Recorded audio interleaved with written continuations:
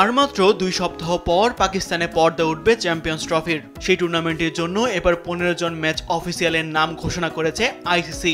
8 দলের এই টুর্নামেন্টে আম্পায়ারিং এর দায়িত্বে থাকবেন 12 জন। তাদের মধ্যে আছেন বাংলাদেশি আম্পায়ার শরফুদ্দুল্লাহ ইবনে সৈকত। এছাড়াও 3 জন থাকবেন ম্যাচ রেফারির দায়িত্বে।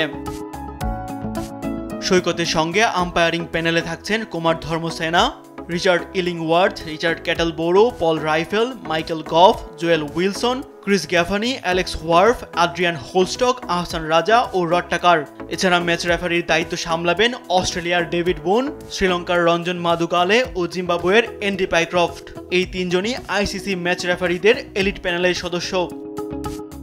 সৈকত 2023 বিশ্বকাপেও পরিচালনা করেছিলেন 5টি ম্যাচ। এছাড়া বর্ডার গাভাস্কার ট্রফিতেও আম্পায়ারিং করেছেন তিনি। 2024 টি-20 বিশ্বকাপেও দায়িত্ব পালন করেন সৈকত।